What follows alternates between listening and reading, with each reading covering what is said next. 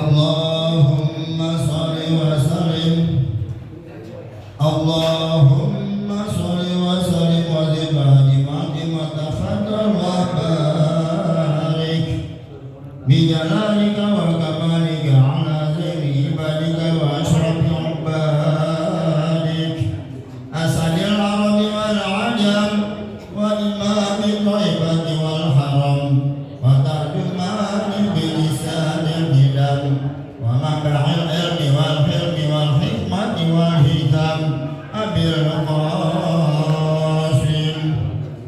سيدنا وحبيبنا وشفيعنا ومولانا محمد صلى الله عليه وسلم ذو شرفين يا رب ذو شرفين يا رب ذو شرفين يا رب يا رب كرما وتعظيما ورفعة ومهابة وبرا وسلم رضي الله تبارك وتعالى عن البحر العظيم والقرية الجليل ساداتنا وأئمتنا وموالينا أبي بكر وعمر وعثمان وعلي الحسن ثم الحسين وعن بقية الصحابة وقرابة رسول الله صلى الله عليه وآله أجمعين والحمد لله رب العالمين يا رب بالمصطفى بلغ مقاصدنا واغفر لنا ما مضى يا واسع الكرم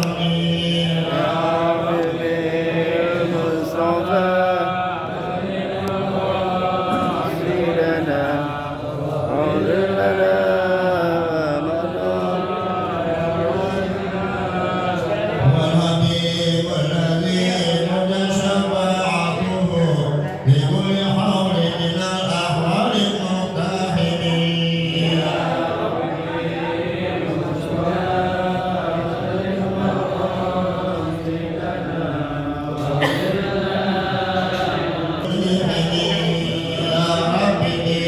بالمصطفى بلغ مقاصدنا واغفر لنا ما مضى يا واسع الكرم اللهم صل وسلم وبارك عليه وعلى آله اللهم صل على محمد. Assalamualaikum warahmatullahi wabarakatuh. Al-Fatihah billahi syifa wa siha wa al-afiyah salamah wa taufiq wa hidayah wa anna Allah yarzuquna ilman nafi'an wa 'amalan mutaqabbalan wa rizqan halalan thayyiban kathiran mubarakan fihi min ghairi ta'abin wa la nasabin wa la mashaqqatin innaka 'ala kulli shay'in qadir.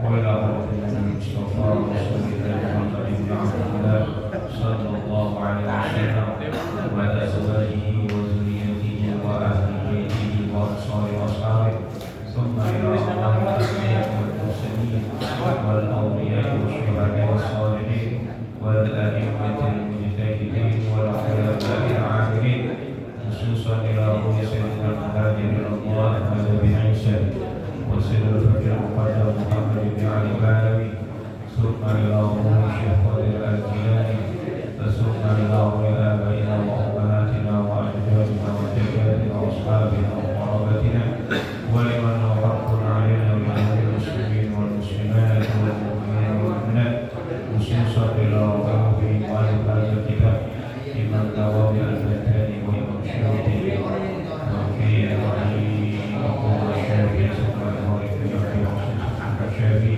ثم إلى روح أبي سعد بن شافعي الدين ثم إلى روح يمين استاذ الرحمن بن الله النصر وأصوله وفروعه وذي الحقوق عليهم أجمعين ثم إلى أرواح أهل جميع الحاضرين وثم إلى أرواح أهل مسجد الولاية ثم إلى أرواح مكتب النجساوي أن الله يوكل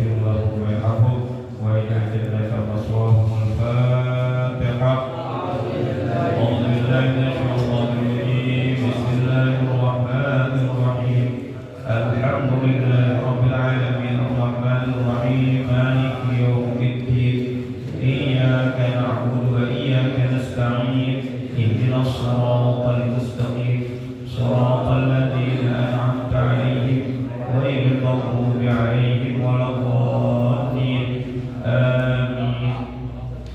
Alhamdulillahi rabbil alamin wal 'aqibatu lil muttaqin wa la 'udwana illa 'alal zalimin. Asyhadu an la ilaha illallah wahdahu la syarika lah al-malikul haqqul mubin wa asyhadu anna Muhammadan 'abduhu wa rasuluh imamul anbiya wal mursalin.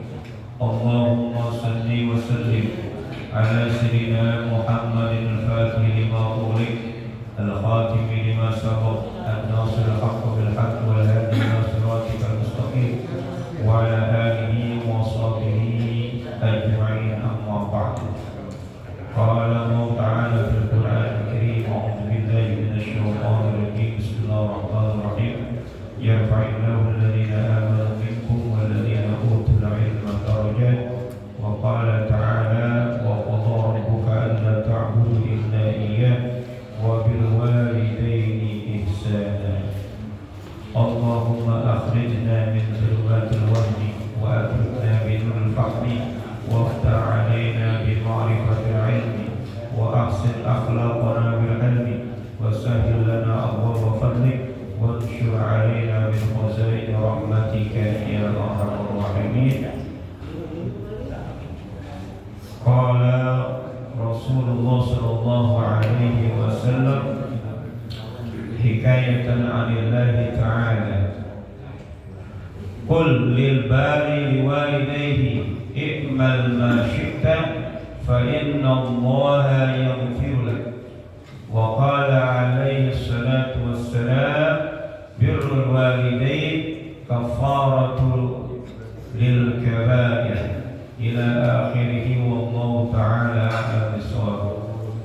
Yang saya hormati para asatidzah, para hujjah, tokoh masyarakat PKM Masjid Nurul Hidayah, terkhusus orang tua kita Bapak Haji Effendi Ali, Bapak Haji Gunawan, Bapak Fauzi, Bapak Haji Syahda, Bapak kita Ustaz Nabi Setiawan, Bapak Haji Rojali, Bapak Haji Abdul Aziz, Bapak Haji Bakhtiar, Bapak Haji Warsono, Ketua RT 11, Bapak Abdul Syakur, dan seluruh jamaah. Mohon maaf tidak disebutkan satu persatu namanya, namun tidak mengurangi rasa ta'zim hormat saya kepada bapak-bapak saudara sekalian. Puji syukur kita panjatkan kehadirat Allah Subhanahu wa taala yang banyak memberikan kita nikmat iman, nikmat Islam, nikmat sehat wal afiyah, nikmat taufik wal hidayah, nikmat panjang umur. Ya, karena dengan nikmat itu semua kita hadir di Masjid Nurul Hidayah ini dalam rangka melaksanakan kewajiban kita, yakni sholat maghrib yang kita laksanakan secara berjamaah, dilanjutkan dengan thalabul ilmi. Mudah-mudahan niat langkah kita ke tempat ini mendapatkan ridha, barakah, pahala dari Allah Subhanahu wa taala. Salawat dan salam semoga tercurahkan kepada baginda Muhammad sallallahu alaihi wasallam serta keluarganya, sahabatnya dan para pengikutnya setia. Masyaallah hadirin rahimahullah, masih meneruskan kajian kita tentang birrul walidain, fadilah berbakti kepada orang tua. Wa qala alaihi salatu wassalam hikayatan 'anillah qul lil bar liwalidayhi i'mal ma syi'ta fa inna Allaha yaghfir lak. Nabi Muhammad sallallahu alaihi wasallam berkata dengan mengutip firman Allah Subhanahu wa taala. Nampaknya ini hadis qudsi. Qul lil bar liwalidayhi, katakan kepada orang yang berbakti kepada kedua orang tuanya. Nah, ini orang-orang yang bakti sama orang tua. Apa yang disuruh dikatakan? I'mal ma syi'ta, kerjakan yang kau mau. Fa inna Allah yaghfir lak, karena sesungguhnya Allah akan mengampuni. Dalam kitab lain ada kalimat yang melengkapi dalam kitab Hilyatul Auliya pada juz 10 halaman 216. Kalau mau lihat kitabnya silakan, saya punya PDF-nya. Disebutkan yuqalu lil 'abd i'mal ma syi'ta min at-ta'at fa inni la aghfir lak. Wa yuqalu lil bar i'mal ma syi'ta fa inni aghfir lak. Katakan kepada orang yang durhaka kepada kedua orang tuanya, i'mal ma syi'ta min at-ta'at. Kerjakan semaumu dari ketaatan-ketaatan. Fa inni la aghfir lak, karena sesungguhnya aku tidak akan ampuni kau. Jadi orang-orang yang durhaka kepada orang tuanya, silakan aja kerjain berbagai macam aktivitas kebaikan. Sholat 5 waktu tepat waktu, semuanya berada di masjid. Senin Kemis kagak tinggal, sedekah tiap hari, umroh tiap bulan, haji tiap tahun, kurban tiap tahun. Silakan kerjakan macam ketaatan. La aghfirlah, aku tidak akan ampun bagi orang yang durhaka. Jadi percuma ibadah-ibadah kita yang kita lakukan, kebaikan-kebaikan yang kita lakukan, kalau kita durhaka sama orang tua.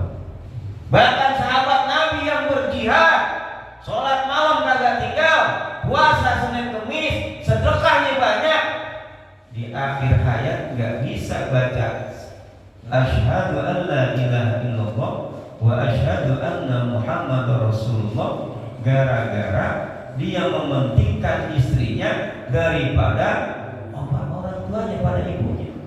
Itu level sahabat yang sholatnya udah kita tahu kualitasnya, bacaannya ngerti, benar-benar. Lah kita bacaan ini banyak yang salah ya, belum ngerti bacaannya. Yang sholatnya mungkin ya kadang-kadang jamaah, kadang-kadang enggak. Begitu juga sholat tahajudnya kadang-kadang bangun, kadang-kadang enggak. Witirnya kita kerjakan, kadang-kadang enggak. Duhanya kita kerjakan, kadang-kadang kagak. Baca Qurannya enggak tiap hari. Masih durhaka sama orang tua. Maka ibadah-ibadah itu terhalang, enggak dapat apa-apa.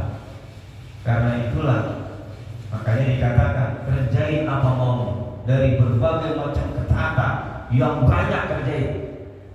Fa inni la aghfir, karena sesungguhnya percuma aja, nggak bakal gue terima dan tidak akan aku ampuni dosa-dosa, kata Allah Subhanahu Wa Taala. Rugi kan? Rugi capek-capek gitu.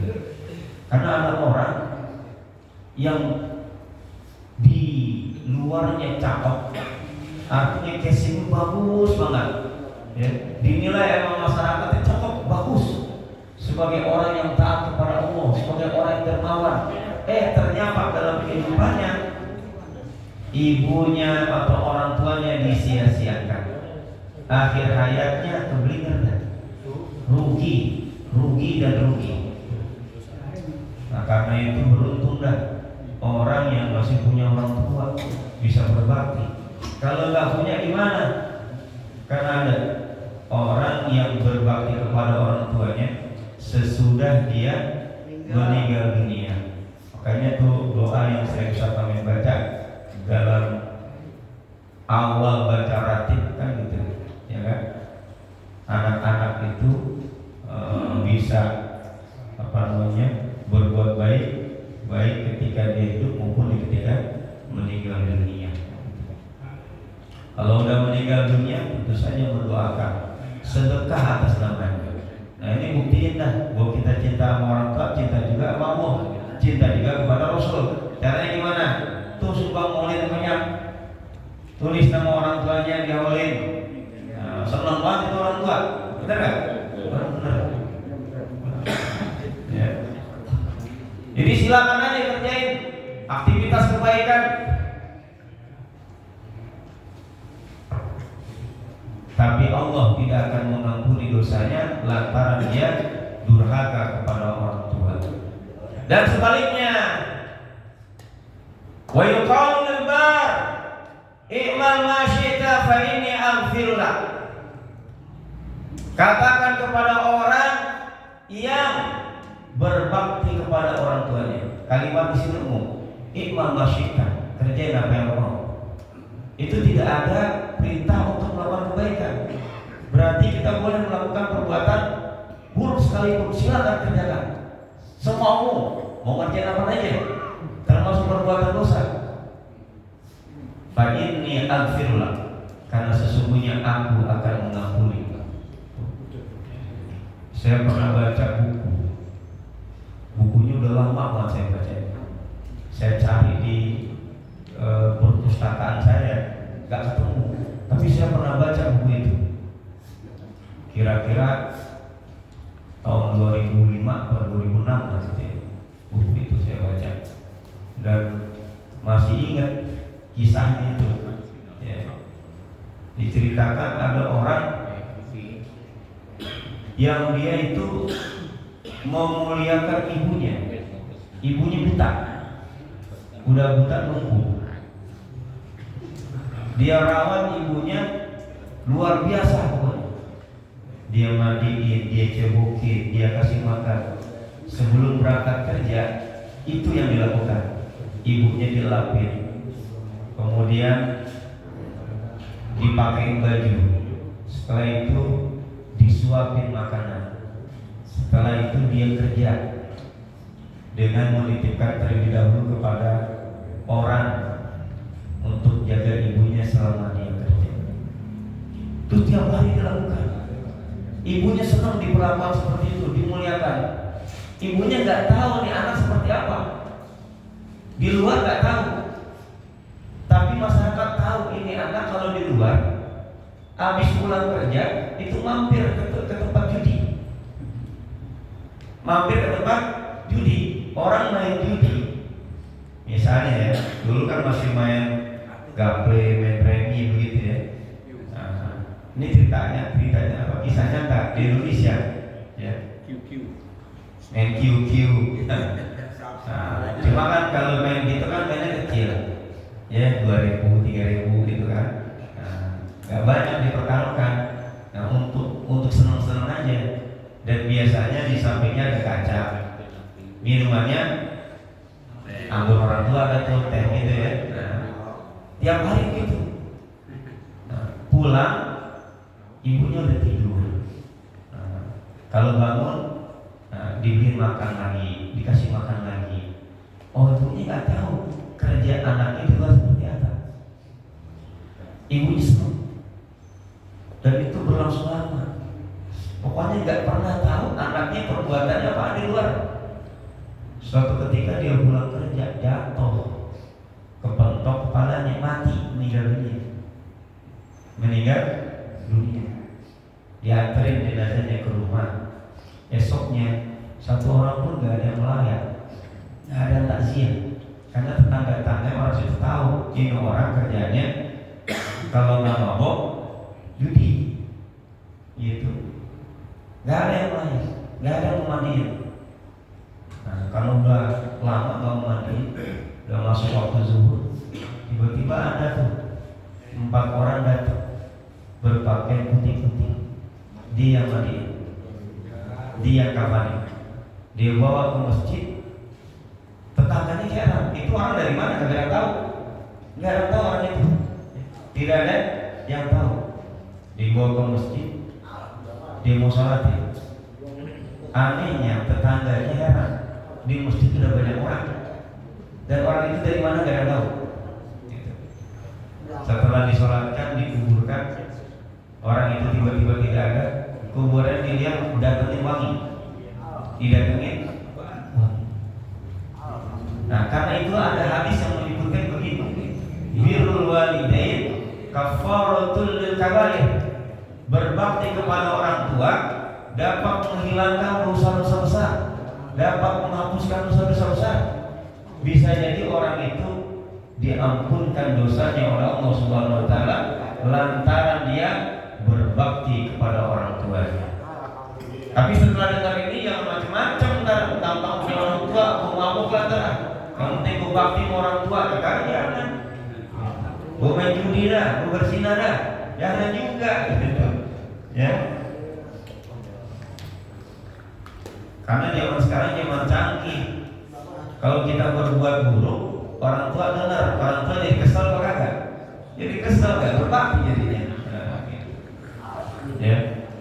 Dan berbakti kepada orang tua itu pintu surga yang paling gampang. Pintu surga yang paling gampang. Ada hadis diriwayatkan Imam Tirmizi berkata, qala Rasulullah SAW, al-walidu awsatu abwabil jannah, fa in syi'ta fa'ati' dzalikal bab aw ihfaz. Orang tua itu adalah pintu surga yang paling baik. Pintu surga yang paling baik, paling gampang. Fa in syi'ta, kalau kalian mau, fa'ati dzalikal bab, cuekin aja, gak usah masuk lewat pintu itu. Tapi kalau kalian mau, ihfaz, pelihara. Artinya apa? Masuk lewat pintu itu. Nah, kemudian disyarah hadis tersebut disebutkan khairul abwab au a'laha, wal ma'na anna ahsana ma yatawassalu bihi ila dukhul jannah wa yatawassalu bihi ila wusuli darajatiha al-'aliyah mutawa'atul walidi wa mura'atul janibihi. Sebaik-baik pintu dan seagung-agungnya, setinggi-tingginya pintu, yaitu yang dimaksud pintu yang paling mudah dimasuki, adalah yang menjadi wasilah seseorang bisa masuk ke dalam surga, yaitu berbakti kepada orang tua, dan menjadi wasilah ditinggikannya derajat seseorang berbakti kepada orang tua dan merawat di sampingnya, merawat kalau orang tuanya sakit. Gitu. Banyak orang kalau orang tuanya sakit, apalagi kalau anaknya banyak, bukan anaknya cuma anak-anaknya, anaknya banyak, 4 atau 3 gitu. Nah bilang kayak kita malah sama perang, lu aja yang rawat, lu kan banyakkan duitnya. Ada lagi, gue biar kagak duitnya banyak, bukan kerja. Lu aja yang gak kerja, yang gak kerja, gak kan lu tahu kalau gak kerja duit dari mana buat berobat. Tahu berobat gue kasih, ya, pasti kasih berobatin cuma sekali doang. Yang buat gimana? Sama, lepas tangan. Banyak yang begitu tuh. Orang tua sakit gak dirawat, gak berubah-ubah. Kalau saya mau berubah-ubah. Kenapa? Itu peluang kita berbakti sama orang tua. Kita harus bernikmat. Saya cerita kita harus bernikmat. Begitu orang tua sakit, saya telepon, masukin ke tempat yang paling bagus. Saya bayar semuanya. Meninggal pun saya yang bayar semuanya, urusin jenazah semuanya. Tahlilan saya yang bayar, haul saya yang bayar. Adik saya gak ada kemarin. Kenapa? Menganggap saya duit banyak, alhamdulillah saya bilang ya. Nganggap duitnya banyak, alhamdulillah gitu. Padahal bukan itu. Ini berubah-ubah gitu. Begitu haul pertama udah saya lakukan, saya bilang pada saya, gantian kalau pengen ambil berkah gitu. Jadi kan ditingkat, gue bayar di tempat aja, di tempat dia saya kasih duitnya gitu. Cuma gak banyak, ya 1 juta doang cukup ya. Ayatnya buat beli nasi bungkus aja cukup lah gitu. Sampai sekarang begitu. Pokoknya kalau orang tua kita jangan pakai pelit-pelit. Menghormati orang tua jangan pakai pelit-pelit. Apalagi orang tua kasih duit, lah kita kagak kerja dikasih apa? Kontrakan dikasih, warisan dikasih. Kan bukan kita kerja, hadiah dari orang tua meninggal dunia. Nah, orang tua sakit nggak boleh dirawatin. Padahal kalau orang tua sakit kita rawat luar biasa, itu berkahnya luar biasa.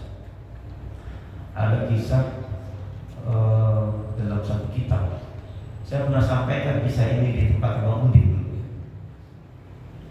ya, pada waktu istrinya meninggal 3 hari atau 7 hari sudah saya sampaikan, dan saya yakin semuanya pada lupa. Benar atau benar? Iya, pada lupa. Ya. Jadi ada orang tua, ini bapak-bapak, dia punya anak 4. Begitu sakit, ini anak-anaknya cukup berbakti lah, pada mau merawat. Akhirnya abangnya bilang gini, siapa yang mau merawat orang tua?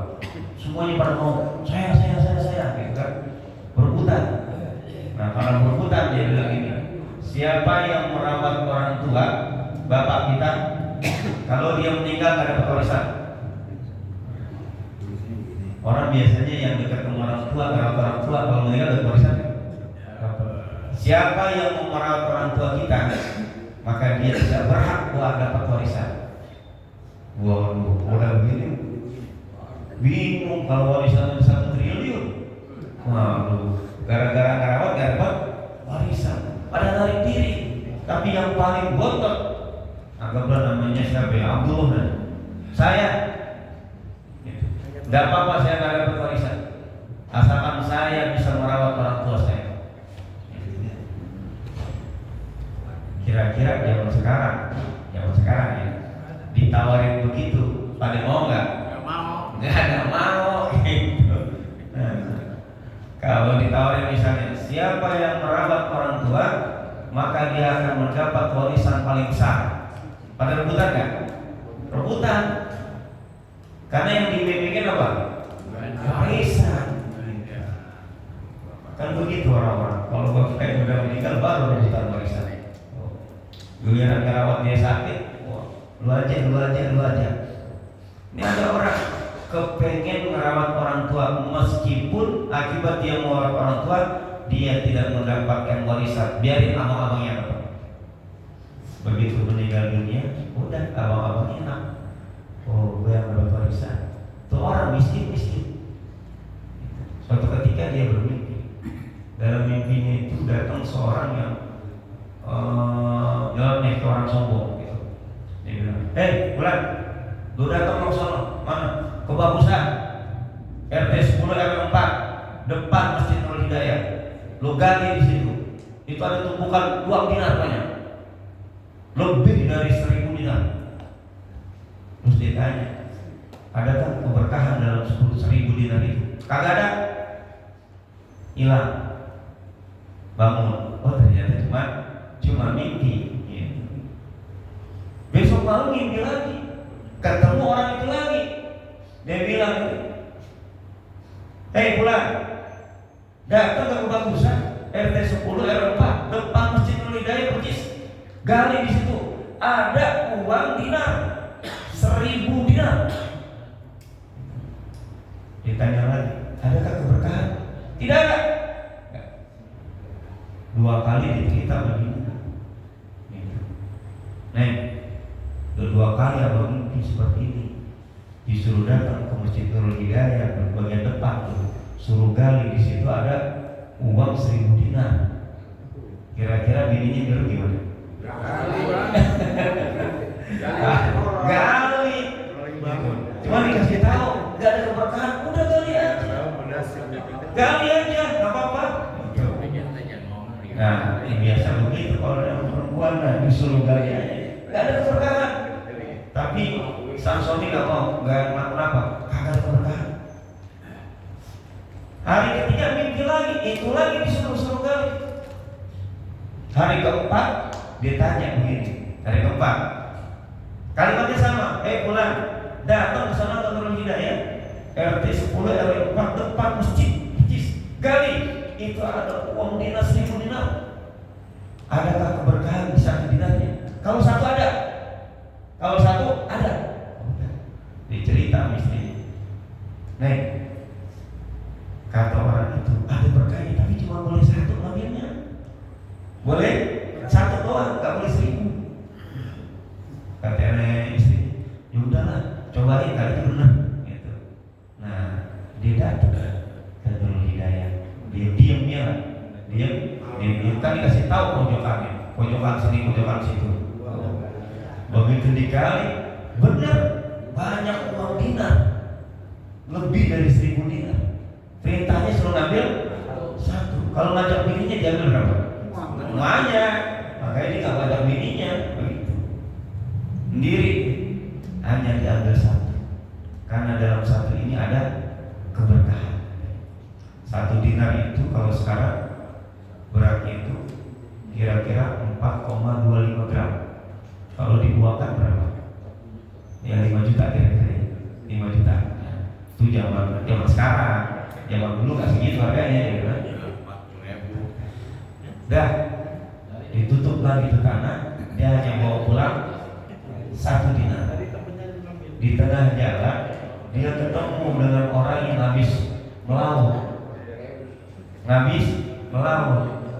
dan cuma bawa 2 ekor ikan cukup besar. 2 ekor ikan cukup besar. Ini gue beli ikan aja dah. Duitnya buat beli ikan. Mang, itu ikan dijual nggak? Mang, situ mau beli. Gitu. Berapa beraninya? Saya cuma punya uang 1 dinar. Ya udah sini. Dapat ikan, 2 ekor, udah mati. Mati. Nah, hasil mancing mau bisa apa? Kalau di laut nggak apa-apa mancingnya. Di laut kan nggak apa-apa karena nggak ada orang bantu di laut, ya. Dibawa pulang. Bini dikasih tahu, Neng, abang udah ngambil 1 dinar. Nih hasilnya. Apa hasilnya? 2 ekor ikan. Masak dah buat kita makan. Karena di dalamnya keberkahan. Nah, kebetulan nih udah waktu siang makan siang. Begitu dibelah, di dalam perutnya ada mutiara besar. 1 ikan. Dibelah lagi ikan yang 1 mutiara lagi, ada 2 sepasang mutiara yang indah. Dan itu terdengar. Tetangga kali kasih tahu, kok dapat mutiara dari tetangga 1, tetangga 2, dari RT 10, RT 11, semuanya ketahuan. Gitu. Dan raja paling demen lihat mutiara. Raja paling demen. Sampailah berita itu ke telinga raja. Karena sampai ke telinga raja, dia datang ke rumah orang tersebut. Lalu ditanya, apakah benar kabar yang saya terima bahwa kau punya mutiara yang kamu dapat dari ikan? Iya, gue lihat.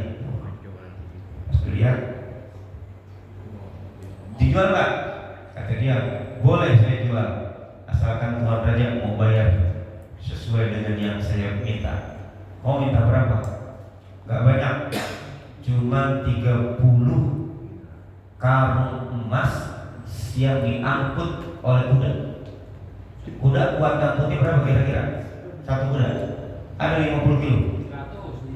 100. Kalau 30 berapa? 300 kilo.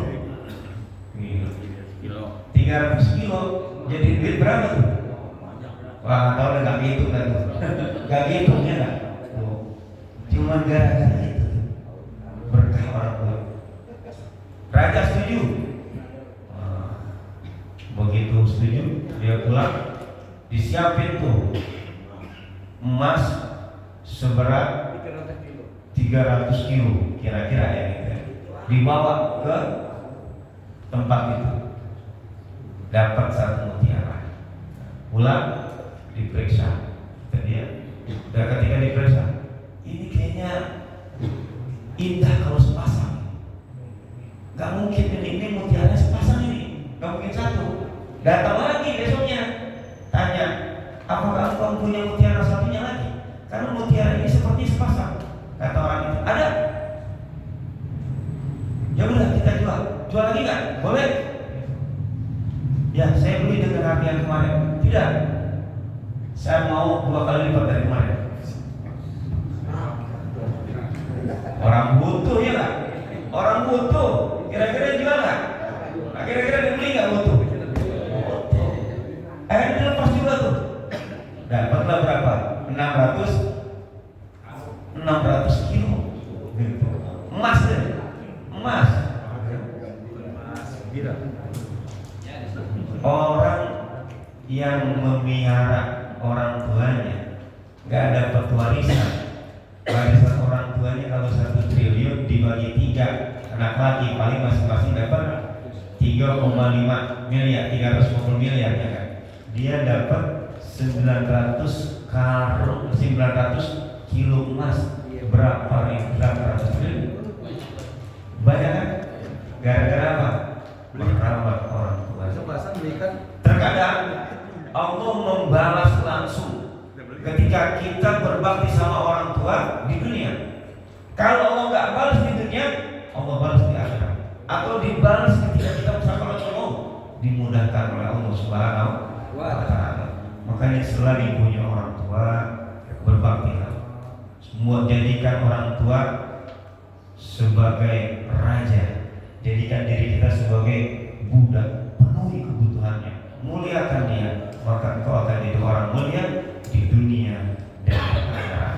Banyak para ulama-ulama yang gara-gara berbakti sama orang tuanya dimuliakan, dan banyak para ulama yang jatuh gara-gara dia durhaka sama orang tua. Bahkan ada seorang wali Allah itu luar biasa ibadahnya, tapi dikasih tahu, pernah malaikat bilang, saya heran kamu ini kan wali, tapi di Lauhul Mahfuz namamu tercatat sebagai ahli neraka. Nah, gimana bisa jadi ahli neraka? Insya Allah nanti minggu yang akan datang. Jangan sampai nggak hadir. Insya Allah. Ini juga masih banyak ini catatannya ini, ya. Ya, mudah-mudahan apa yang saya sampaikan bermanfaat, khususnya untuk diri saya sendiri dan juga pada umumnya, dan kita bisa mengamalkan, bisa memuliakan orang tua,